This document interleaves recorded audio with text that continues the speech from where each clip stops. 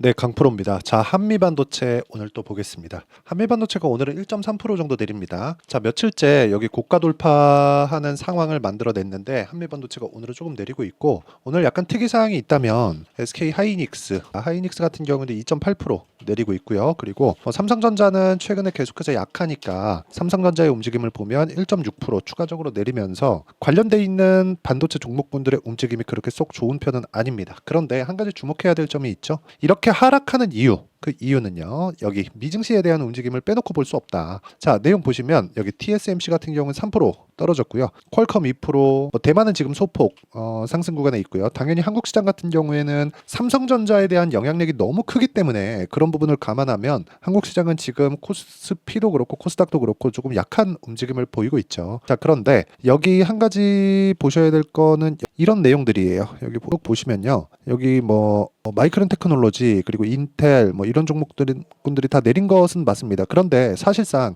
엔비디아는 상승을 했고요. 그렇죠? 그리고 위에 올려 보면 엔비디아의 GPU를 받아서 서버를 만드는 델, 그렇죠? 이런 종목군들은 계속 강세를 유지하고 있다. 자, 주가가 올라가는데 뭐가 필요하다고 제가 이야기를 계속해서 강조를 드렸었나요? 미래 가치, 앞으로 좋아지는 것에 대한 부분, 이런 부분이 있잖아요. 그러면 주가가 이미 많이 올랐어요, 미증시는. 그렇기 때문에 고가에서 가격을 유지하는 것만으로도 충분히 강한 움직임을 보이고 있다고 보시면 됩니다. 물론 올라가는 과정에서 조정이 없다, 그런 것은 아닙니다. 지금은 일반적으로 받아야 되는 조정 정도를 받고 있다, 이렇게 보시면 되고, 이런 정도의 조정은 그냥 편안하게 보시면 될 것 같습니다. 아직까지는 매도를 해야 되거나 그런 부분에 대한 내용이 전혀 잡히지 않고 있습니다. 자, 근데 무엇보다 제가 이렇게 말씀드리는 이유는 한미반도체가 가면 갈수록 독보적인 존재가 되어가고 있습니다. 아실런지는 모르겠지만 비메모리 장비 기업 중에 SML은 미세화 공정으로 가면 갈수록 슈퍼 을이 되어가고 있습니다. 그렇죠. 슈퍼 을이 되어가고 있는데, 자, 이게 무슨 의미를 갖고 있느냐? SML의 장비가 아니면 미세화 공정으로 갈 수 없다는 겁니다. 자, 근데 최근에 한미반도체가 그와 같은 전철을 밟아가고 있습니다. 자, 무슨 얘기냐면 하이닉스는 애초에 한미반도체 장비를 사용하고 있었죠. 그렇다 그래서 한미반도체가 하이닉스가 되느냐? 그건 아니죠. 그건 아니에요. 한미반도체의 존재 목적은 완성된 반도체 업체들이 있어야 한미반도체가 돈을 벌 수 있는 구조입니다. 근데 이런 구조는 ASML도 마찬가지라는 거죠. 그래서 제가 계속해서 이야기를 드리는 겁니다. 주식시장은 앞단부터 봐야 된다. 근데 앞단 기업들이 지금 하이닉스만 잘 나가고 있어요. 여기서 굳이 마이크론을 하나 딱 끼워 넣고 보면 마이크론에서 한미반도체 장비를 받아가고 나서부터 엔비디아의 퀄 테스트를 통과를 했고, 그때부터 시작해서 수익 구간, 그렇죠? 그때부터 시작해서 HBM에 대한 그런 영향력을 넓혀가고 있는데, 삼성전자는 한미반도체하고는 약간 좀 관계가 좀 안 좋습니다. 옛날에 좀 갑질을 좀 한 그런 그 부분이 있어서 그 관계에 대한 영향인 것 같아요. 근데 그래서 삼성전자는 지금 어느 정도 조금 안 좋은 모습, 그런 상황을 보이고 있는데, 이것조차도 해결이 되는 문제입니다. 이걸 제가 왜 이렇게 단언지어서 이야기를 드리냐면, 삼성전자는요, 아직까지는 한국의 이 메모리 반도체 구간에서, 그렇죠? 한국이 메모리 반도체는 그냥 꽉 잡고 있으니까 이 메모리 반도체 지구상에서 메모리 반도체를 삼성전자만큼의 대량 생산이 가능한 체제를 갖춘 곳은 없습니다. 메모리 반도체 시장은 무언가 설계해서 넘겨주고 그 파운드리에서 찍어내는 이런 아이디어 사업이 아니라 대규모 장치를 가지고 대량 생산을 해야 되는 장치 산업이에요. 그렇기 때문에 삼성전자에 대한 영향력은 무시할 수 없다. 근데 삼성전자가 지금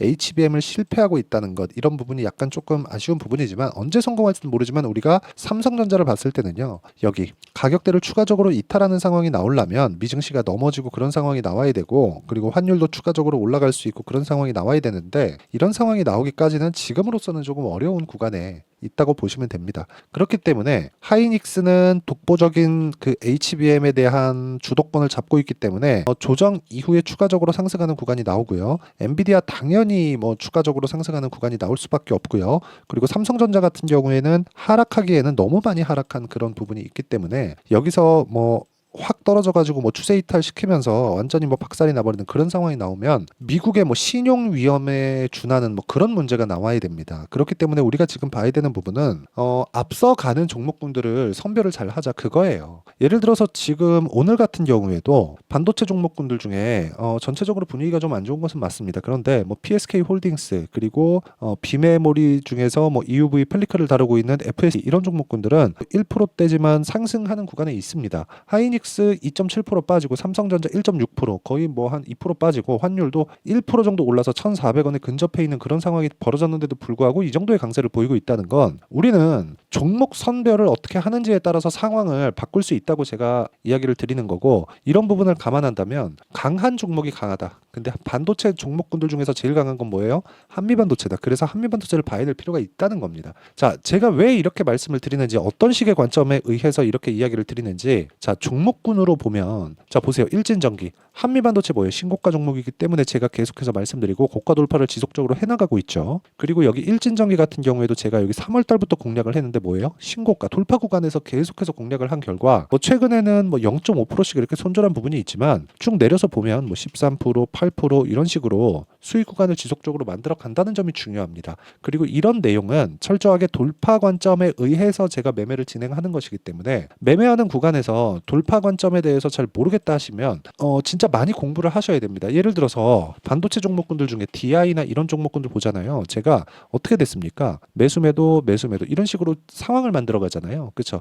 근데 모두 다 돌파하는 구간에서 공략했다는 점이 중요한 거죠. 그리고 이런 내용에 대한 부분 한미반도체가 굳건히 자리를 지키고 있기 때문에 이렇게 매매가 가능한 거고요. 그리고 이런 내용에 대한 부분을 제가 여기 소통방에서 모두 공유를 하고 있습니다. 자, 보시면 오늘 같은 경우 태성, 그쵸? 다 장 시작 전에 제가 신고가 종목을 공부하시라고 이야기를 드린 겁니다. 태성 같은 경우에 보면 어때요? 오늘 28%까지 강세 구간에 있다. 근데 며칠 전에 매도를 했어요. 그렇죠. 11% 수익 보고 매도를 했는데도 불구하고 뭘 만들었습니까? 또 매수를 했죠. 내가 판 것보다 올라갔을 때 매수하는 그런 기술적인 내용, 그런 매매 근거를 찾을 수 있어야 된다. 이런 매매에 대한 근거를 제가 여기 소통방에서 모두 공유를 하고 있으니까 매매하는 과정에서 내가 가격대를 찾고 어떻게 이 추적 관찰을 해야 되는지 내가 궁금하다. 하고 싶다 하시는 분들은 소통방으로 들어오시면 되고 소통방은 무료로 진행하고 있으니까 구독과 좋아요 눌러주시고요. 상단에 있는 전화번호로 구독 또는 10억이라고 문자 보내주시면 됩니다. 당연히 소통방에서도 제가 한미반도체 실시간 타점 다 공유를 해드립니다. 자, 그러면 이 내용에 맞춰서 어떤 종목을 공략하는지 제가 다 말씀드렸죠. 그러면 이 내용에 맞춰서 우리가 한미반도체 보면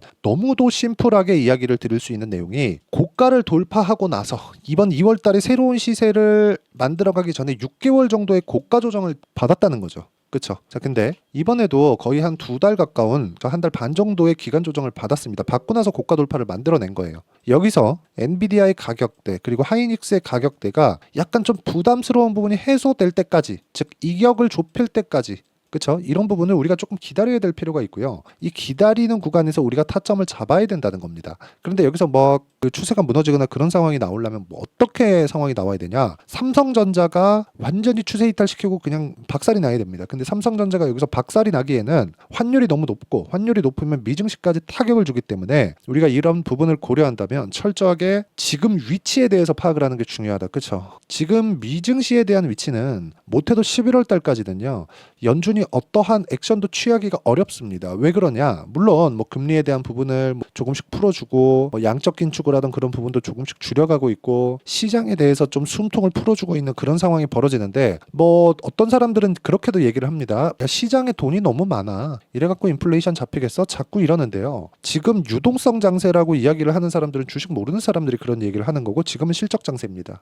그렇죠. 자, 금리가 5.5%예요. 근데 여기다 대고 유동성 장세다. 그럼 금리 한 10% 가야 되나? 그럴 것 같았으면 그래가지고 물가 잡히고 완전하게 뭐 안전한 뭐 금융 환경을 갖출 수 있는 그런 상황이 된다면 연준에서 벌써 했겠죠. 지가 뭐라고 이런 판단을 합니까? 연준에서 판단하고 하는 것도 데이터를 보고 판단하겠다고 이야기를 했는데 자기가 뭐라도 된 것 마냥 그렇게 얘기하는 것 자체가 저는 문제가 있다고 생각을 하고요. 연준에서 보이고 믿는 걸 믿으면 됩니다. 그런 걸 믿지 않았기 때문에 우리가 엔비디아를 놓치고 강한 종목군들을 잡을 수 없는 거예요. 강한 종목군들을 잡으면 변동성이 크기 때문에 당연히 우리가 심리적으로 안정되어 있지 않으면 휘청휘청 거릴 수밖에 없죠. 그래서 그래서 한미반도체와 같은 종목군들을 공략할 때는 내가 매수하는 가격대 그리고 가격 기반에서 어느 정도 기간까지 내가 보유할 수 있는지 그 환경을 내가 체크를 하고 판단을 하는 게 중요하다고 제가 누차 말씀드리는 겁니다. 그리고 이 내용에 대한 부분을 어떤 식으로 타점을 잡을지 그 내용을 제가 여기 소통방에서 계속해서 이야기를 드리고 있는 것도 그것 때문이고, 그리고 여기 들어오시면 완벽하게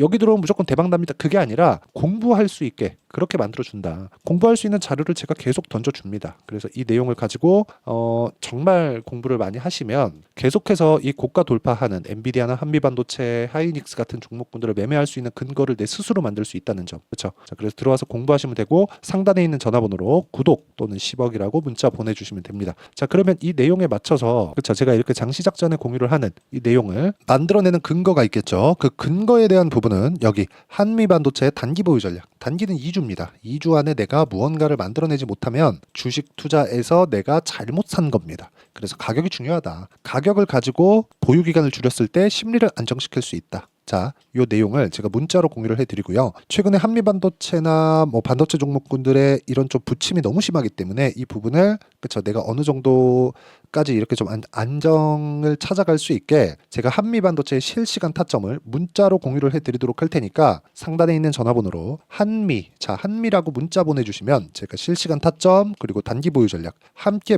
문자로 공유를 해드리도록 하겠습니다. 자, 내용 정리하면 그렇습니다. 미래 가치를 반영하는 주식시장이다. 그렇기 때문에 우리는 고가 돌파, 신고가 구간을 공략해야 되고 신고가 종목을 공략했을 때 어느 정도 성과를 나올 수 있고 그 성과를 토대로 우리가 어떤 식으로 이 가격 구조를 맞춰가야 되는지 그 부분을 제가 다 이해를 시켜드리도록 할 테니까 영상 끝까지 시청하시고요. 모든 분들이 성공 투자하셨으면 참 좋겠습니다. 자, 24년도가 돼서도 시장은 여전히 어렵습니다. 자, 근데 시장은 항상 어려울 거예요. 앞으로도 계속해서 어려워질 겁니다. 자, 근데 제가 매월 대시세 종목을 구독자분들에게 공개를 합니다. 자, 내용을 보면 12월 달에 실제 공개를 했었던 강프로의 대시세 종목에 대한 내용인데 대기업을 상대로 안정적인 매출 구조를 가지고 있고요. 그리고 현재 주요 거래처는 삼성전자, 인텔, 하이닉스, TSMC, 해외에 반도체 관련된 기업이라는 걸 알 수 있죠. 그만큼 1월 달에 제가 보고 있었던 종목은 반도체 관련주라는 걸 알 수 있습니다. 공개를 해드리면 이 내용입니다. 여기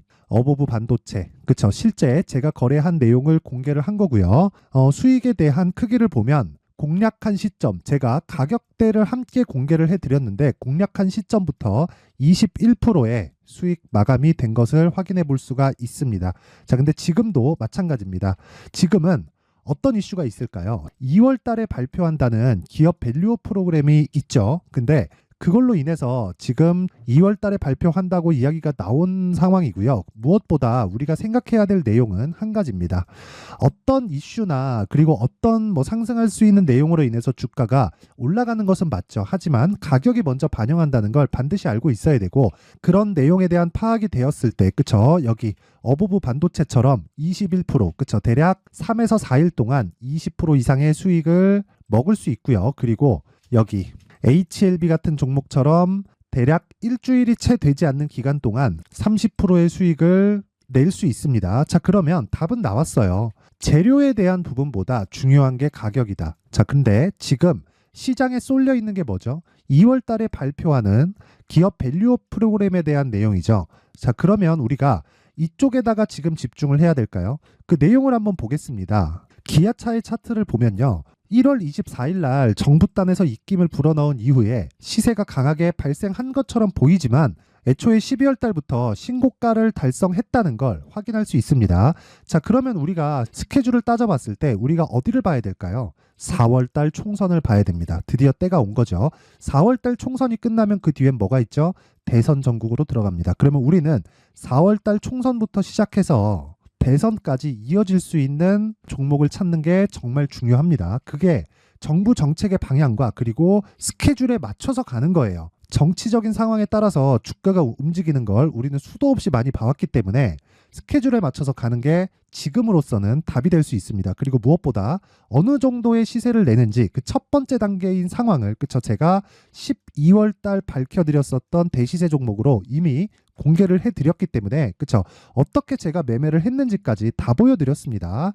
HLB처럼 그쵸 31.9% 걸린 시간은 4일밖에 되지 않죠. 이 종목을 제가 가격과 그리고 어떤 종목인지를 애초에 12월 달부터 공개를 한 겁니다. 자, 그러면 지금도 마찬가지예요.